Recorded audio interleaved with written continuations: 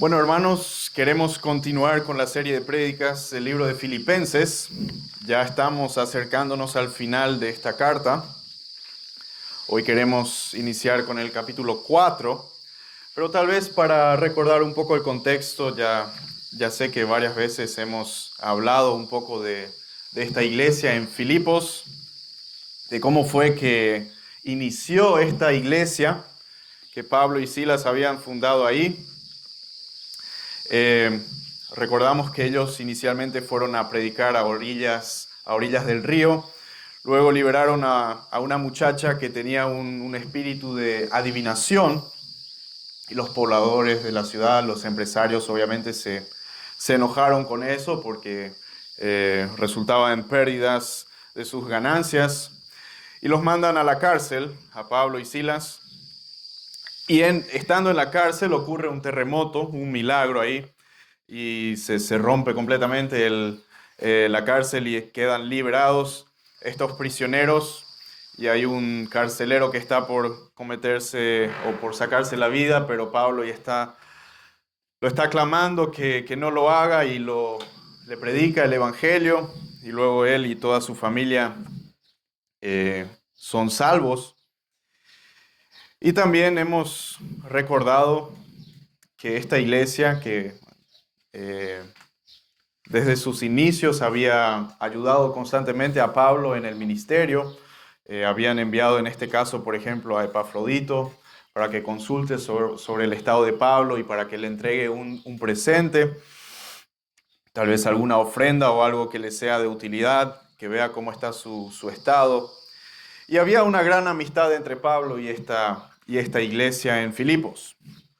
Ahora, el contexto de Pablo al escribir esta carta estaba en prisión.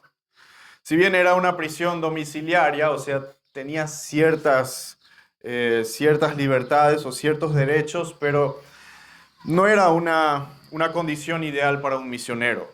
Estaba restringido en su libertad de movimiento.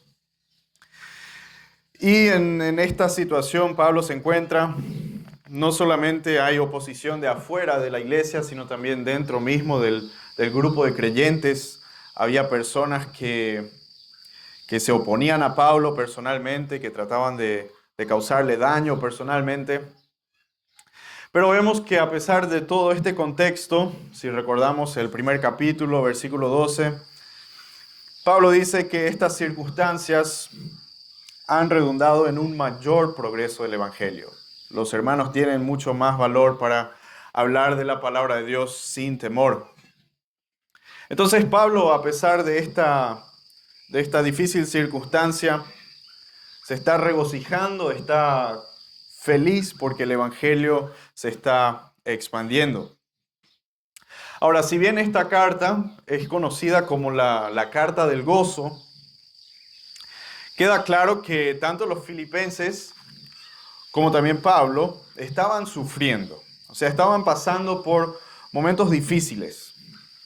Leemos en medio de este reporte que Pablo da al comienzo del libro, eh, a ver si vamos eh, al primer capítulo, versículos 29 y 30. Ahí vemos, por ejemplo, que Pablo menciona, porque a ustedes se les ha concedido, por amor de Cristo, no solo creer en Él, sino también sufrir por Él, teniendo el mismo conflicto que vieron en mí y que ahora oyen que está en mí. Sabemos que Pablo y la iglesia en Filipos estaban, de cierta manera, en una situación similar, ¿no? Estaban constantemente amenazados por enemigos de Cristo. Y este sufrimiento era parte de un privilegio de Dios, ¿no? Era como un regalo de Dios para ellos. Como dice ahí, no solamente la fe fue un regalo, sino también el privilegio de sufrir por Cristo.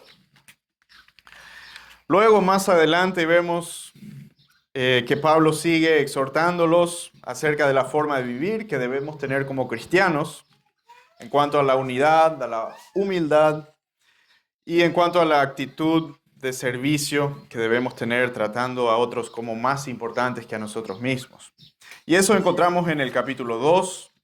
También hay algunos ejemplos ahí a quienes seguir. Y de estos ejemplos, obviamente, Cristo es el ejemplo supremo, ¿no? El famoso pasaje en el capítulo 2, donde habla de cómo Cristo se hizo hombre, vino aquí en estado de humillación para servir y para ser obediente al Padre. Entonces tenemos aquí en el capítulo 2 algunos ejemplos acerca de vivir del cristiano.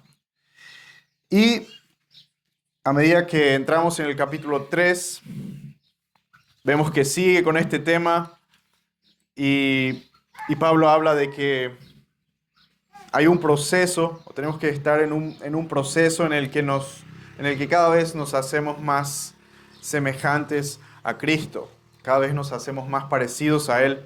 Y este es el proceso de santificación, que en el capítulo 3 lo describe como una carrera.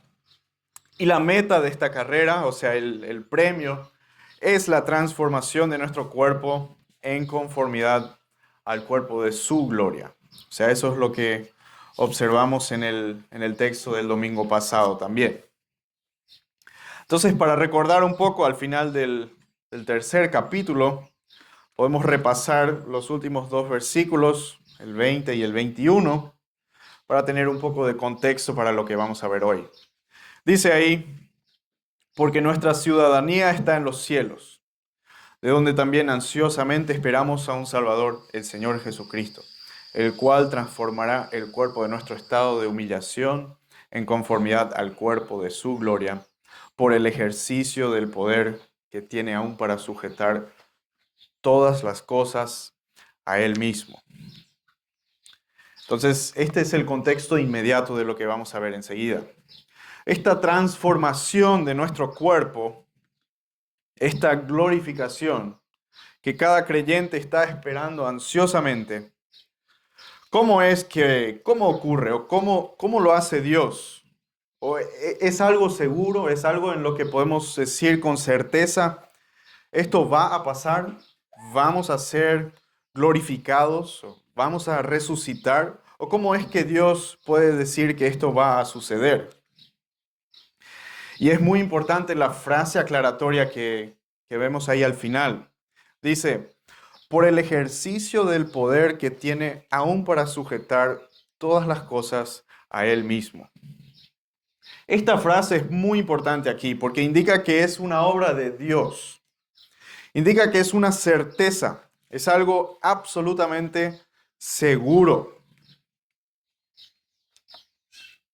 Porque Él tiene el poder para sujetar todas las cosas a Él mismo. O sea, en otras palabras, Él es soberano. Entonces, esta futura glorificación de los creyentes es algo seguro. Es algo que nos debe dar firmeza en nuestro caminar aquí en la tierra. Y esta verdad es fundamental para enriquecer lo que va a decir a continuación en los siguientes versículos. Así que leamos en el capítulo 4 los primeros 4 versículos que vamos a estudiar hoy. Dice así, así que hermanos míos, amados y añorados, gozo y corona mía, estén así firmes en el Señor, amados. Ruego a Evodia y a Síntique que vivan en armonía en el Señor. En verdad, fiel compañero, también te ruego que ayudes a estas mujeres que han compartido mis luchas en la causa del Evangelio, junto con Clemente y los demás colaboradores míos, cuyos nombres están en el libro de la vida. Regocíjense en el Señor siempre. Otra vez lo diré, regocíjense. Este es el texto que vamos a estudiar hoy con mayor detalle. Y vemos claramente que el primer versículo ya está conectado a lo que dijo antes, porque Pablo habla de tener firmeza, de estar firmes. Llama a los creyentes a estar firmes porque nuestra ciudadanía está en los cielos. O sea, nuestra firmeza no es algo que proviene de nosotros, sino que es algo que viene del poder de Dios, como leímos en los últimos versículos del tercer capítulo. Ahora, algunos podrían pensar, bueno, ¿por qué Dios nos llama a estar firmes si es Él quien nos sostiene? O de forma similar podríamos preguntar, ¿por qué Dios nos llama a hacer buenas obras si es Él quien obra en nosotros tanto el querer como el hacer. Eso ya lo leímos en el capítulo 2, versículo 13, ¿no? Que es Dios el que obra tanto el querer como el hacer en nosotros. Pero para responder estas preguntas, tal vez simplemente tenemos que decir que Dios es el que decide cómo funcionan las cosas en su creación, cómo funcionan las cosas con sus criaturas. Y en este punto específico, en cuanto a tener firmeza, recibimos todo de Dios, todo lo necesario de Dios para estar firmes. Si bien Él nos provee con esta firmeza, igual nos dice, estén firmes en el Señor. Entonces, en cuanto a esta firmeza que tenemos que tener, me gustaría volver a dos pasajes, a dos versículos de este libro que ya estudiamos anteriormente, pero que hablan de esta firmeza que tenemos que tener como creyentes. El primer versículo está en el primer capítulo, versículo 27. Primer capítulo, versículo 27. Dice lo siguiente: solamente compórtense de una manera digna del Evangelio de Cristo, de modo que ya sea que vaya a verlos o que permanezca ausente, pueda oír que ustedes están firmes en un mismo espíritu, luchando unánimes por la fe del Evangelio. Aquí Pablo dice, estén firmes en un mismo espíritu, luchando unánimes por la fe del Evangelio.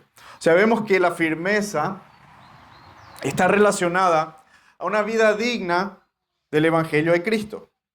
Y está relacionada a esta lucha por la fe del Evangelio.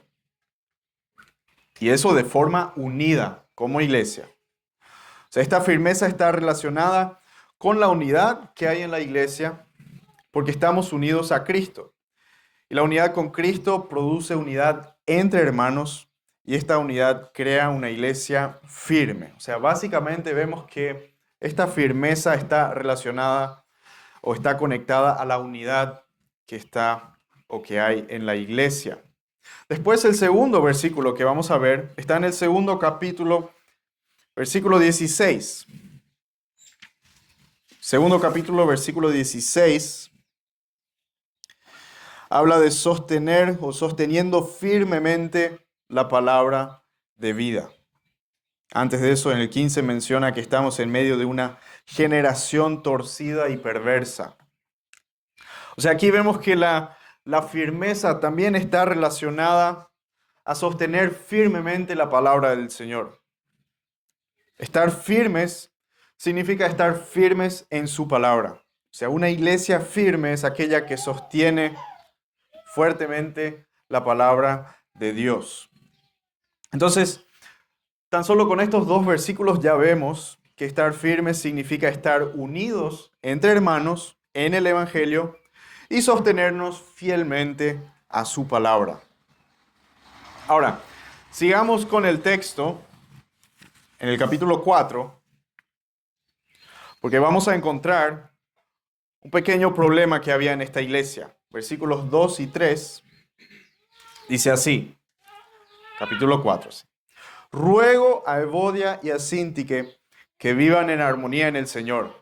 En verdad, fiel compañero, también te ruego que ayudes a estas mujeres que han compartido mis luchas en la causa del Evangelio, junto con Clemente y los demás colaboradores míos, cuyos nombres están en el libro de la vida. Aquí vemos que los filipenses sí tenían un problema en su iglesia. El problema no era un falso evangelio como lo era el caso de los Gálatas, por ejemplo. Tampoco el problema era que esta iglesia estaba tolerando el pecado, como por ejemplo los corintios lo hacían.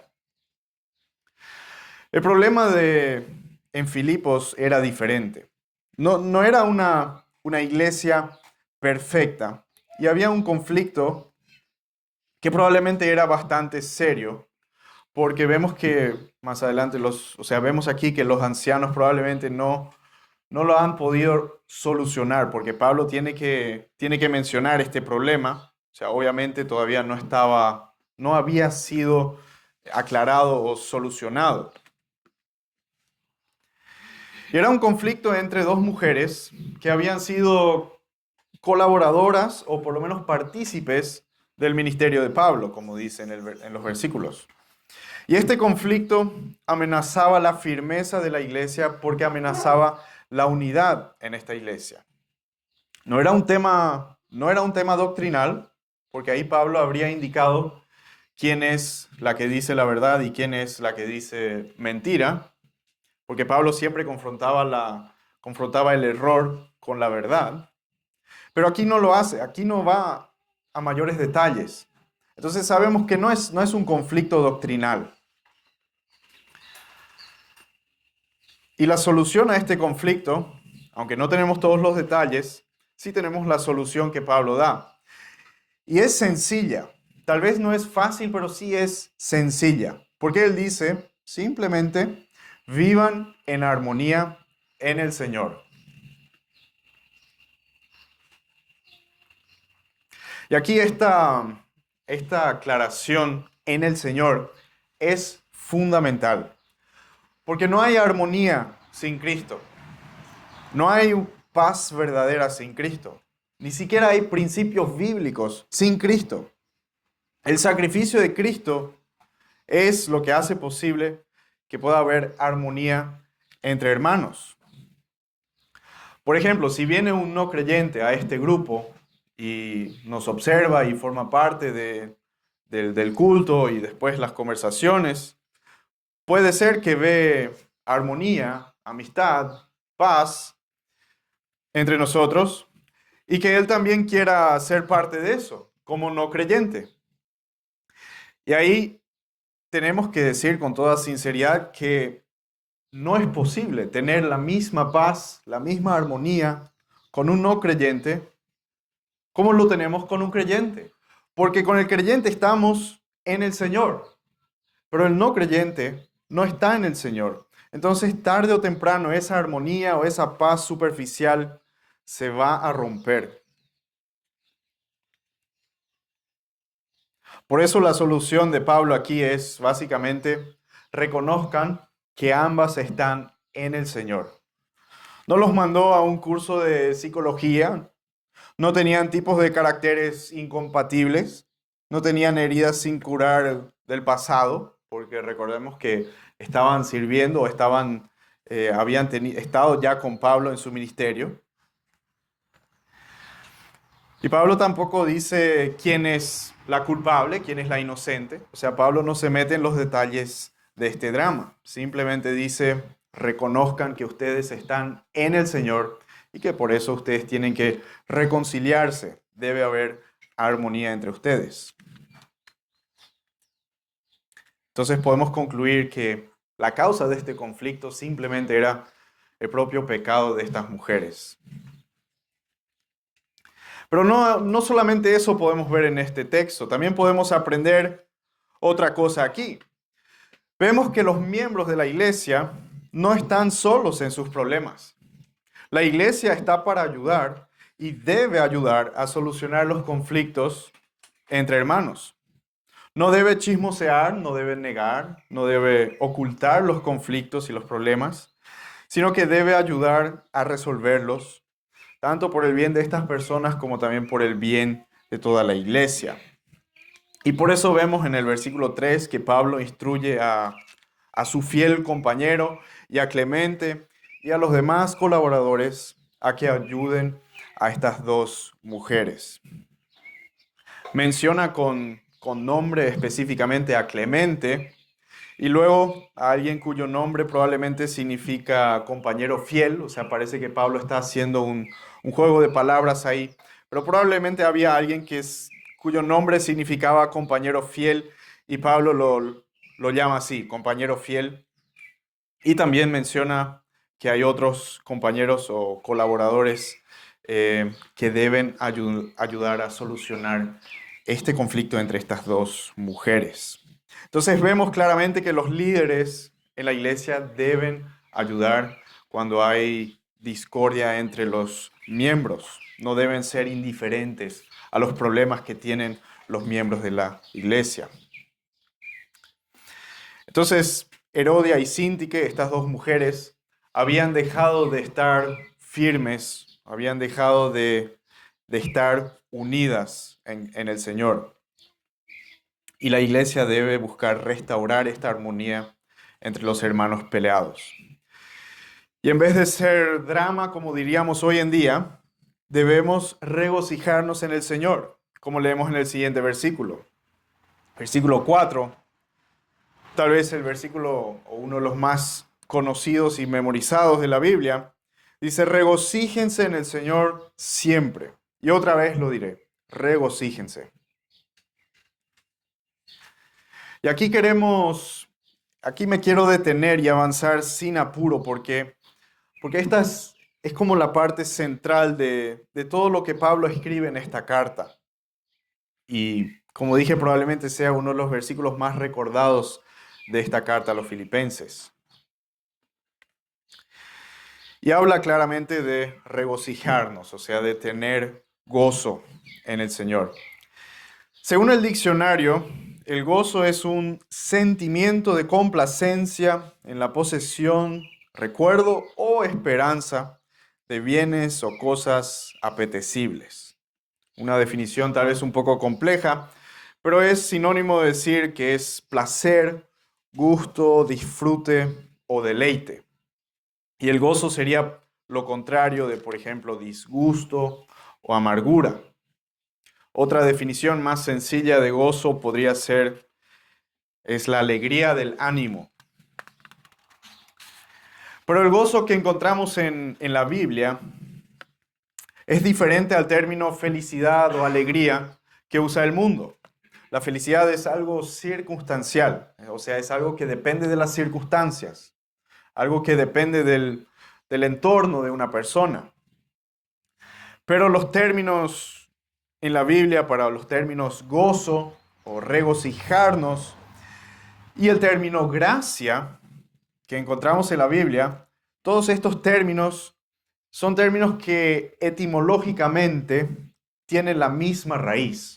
O sea, en su esencia comparten el mismo significado. Los términos regocijarse, gozo y gracia. Entonces, el gozo en la Biblia debe entenderse como estar contentos por la gracia del Señor. Y casi siempre este término se utiliza como cuando se habla de estar contentos por la gracia o por el favor o por la inclinación o el regalo de Dios hacia el hombre o hacia los hombres. Algunas cosas que encontramos en la Biblia acerca del gozo, algunas verdades, son, por ejemplo, que el Señor mismo es nuestro gozo, que nuestro gozo viene de Él y en su presencia hay gozo.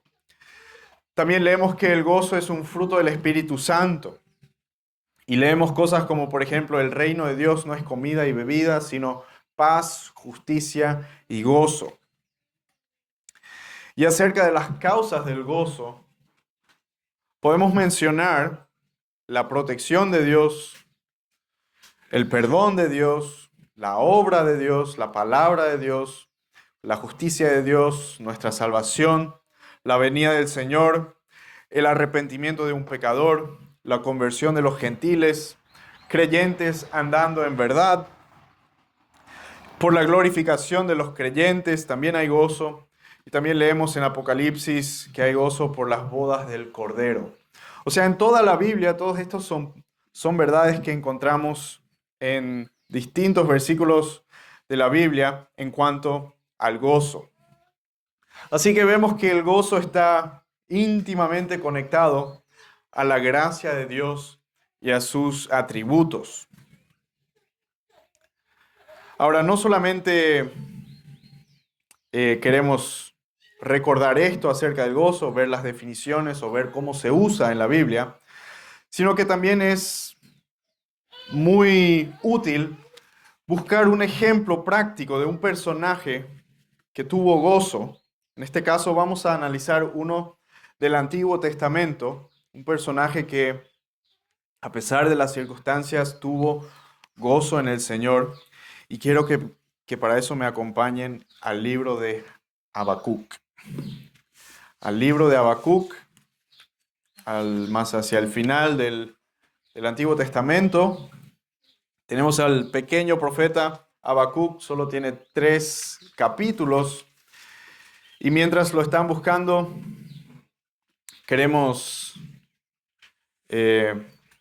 hacer un pequeño recorrido a través de este libro. Si bien es una desviación de nuestro texto en Filipenses, pero creo que va a ser algo muy interesante observar la situación, el contexto de este profeta Habacuc y cómo él reaccionó a la respuesta de Dios ante sus problemas.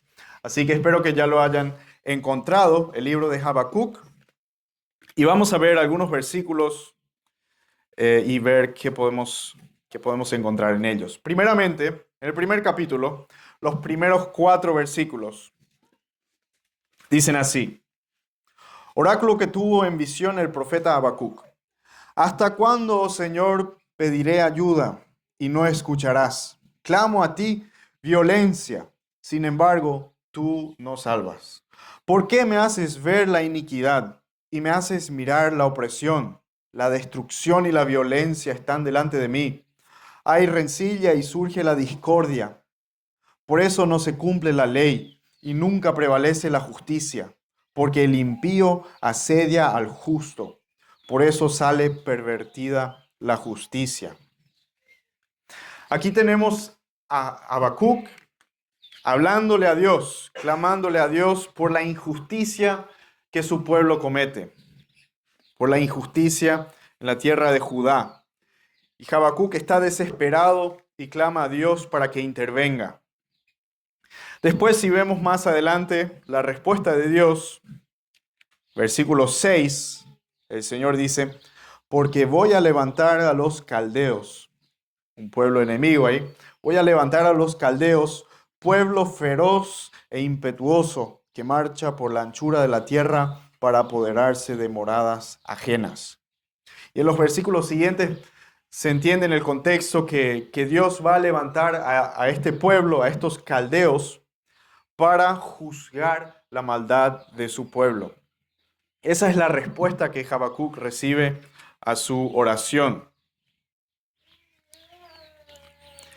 La reacción de Habacuc, la primera reacción, vemos en el versículo 12, el primer capítulo, donde dice: ¿no eres tú desde la eternidad, oh Señor Dios mío, santo mío? No moriremos, oh Señor, para juicio los has puesto. Tú, oh roca, lo has establecido para corrección. Y sigue Habacuc en reacción a lo que Dios, al juicio que Dios está anunciando, ¿no?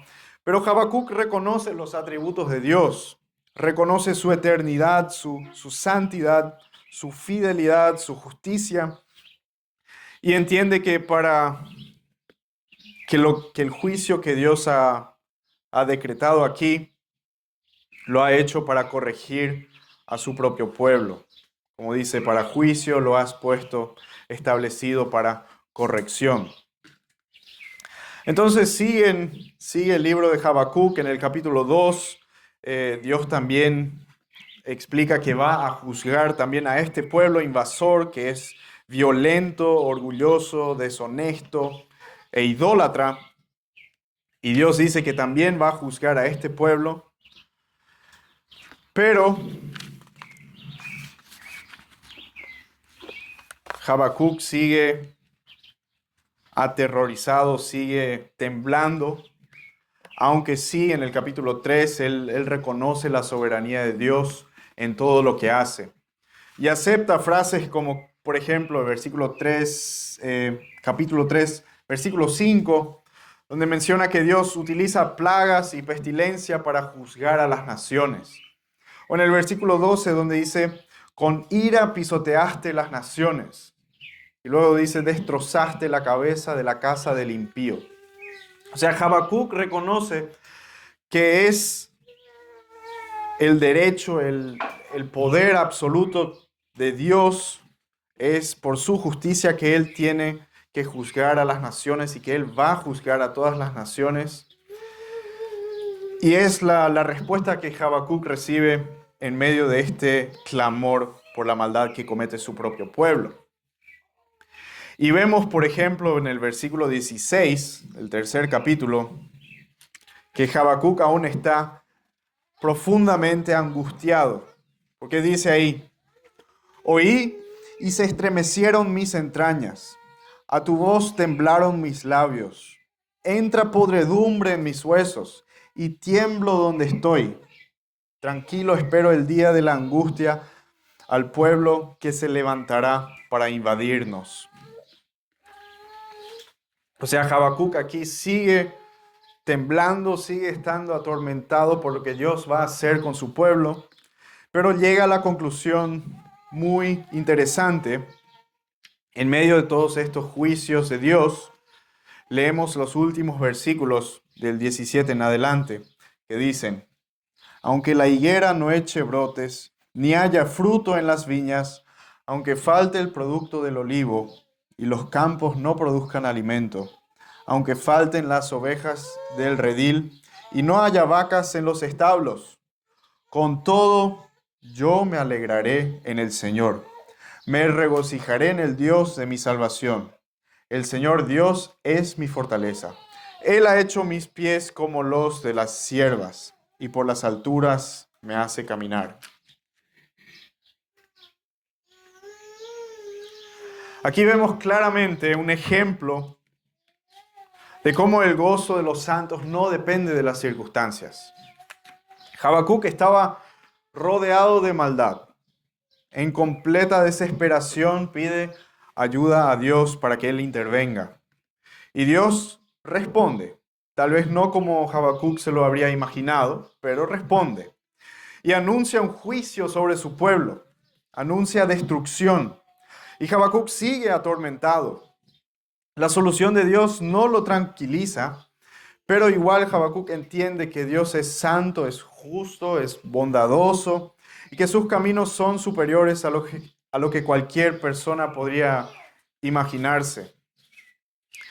Y aún tras el anuncio sobre el juicio también sobre la nación pagana, o sea, los caldeos, igual Habacuc no se siente bien todavía con las respuestas que está recibiendo. Como leímos ahí en el versículo 16, está hablando de temblaron mis labios, se estremecieron mis entrañas, hay podredumbre en mis huesos, tiemblo donde estoy. O sea, en medio de todo esto, esto es lo que Habacuc siente, pero él tiene una certeza y puede decir: tranquilo espero el día de la angustia al pueblo que se levantará para invadirnos. Tal vez nos preguntamos, ¿cómo es posible que Habacuc pueda tener gozo en esta situación? ¿Cómo él puede decir en el versículo 18, con todo esto yo me alegraré en el Señor, me regocijaré en el Dios de mi salvación? ¿Cómo puede Habacuc decir esto en medio de una situación, de un juicio terrible anunciado sobre su pueblo? Hay un versículo que no lo leímos, capítulo 2, versículo 4, que es muy conocido y frecuentemente también citado en el Nuevo Testamento. 2, versículo 4, donde Dios está hablando: así es el orgulloso, en él su alma no es recta, mas el justo por su fe vivirá. O sea, está diciendo, pero el justo por su fe vivirá. O sea, en medio del juicio, en medio de esta manifestación tremenda de la ira de Dios, hay esperanza. Y también Habacuc recuerda, si vamos al capítulo 3, versículo 13, también recuerda, como dice, saliste para salvar a tu pueblo, para salvar a tu ungido, probablemente refiriéndose al éxodo de Egipto.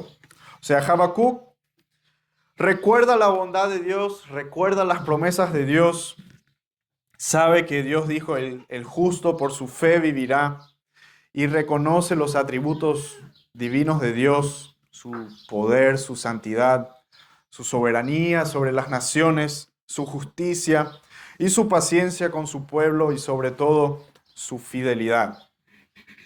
O sea, es el Señor mismo la fuente de gozo de Habacuc, el Dios de su salvación. Él es su fortaleza y Él es quien le da estabilidad, firmeza espiritual en este difícil momento, aun si está por venir el día de la angustia, como decía el versículo. Habacuc se regocija en el Señor porque sabe que el justo por su fe vivirá. Y esta promesa da gozo a cada creyente, sin importar las circunstancias. Sin importar las circunstancias en las que estaba la iglesia en Filipos. Sin importar las circunstancias en las que estaba el apóstol Pablo cuando estaba encadenado día y noche a un soldado romano. Y también sin importar las circunstancias en las que nosotros nos encontramos hoy en día. Podemos tener gozo en el Señor porque sabemos que en Él hay vida. El justo por su fe vivirá. Démosle gracias al Señor por esta hermosa verdad. Padre, te damos muchas gracias por la gracia que recibimos de ti. Gracias por derramar la sangre de tu Hijo en la cruz para cubrir nuestros pecados, para pagar por todo por todas las ofensas contra ti, Señor. Y gracias por vestirnos en la justicia de tu Hijo, en la santidad de tu Hijo. Y gracias por prometernos llevarnos a tu estado glorioso para que podamos compartir toda la eternidad contigo.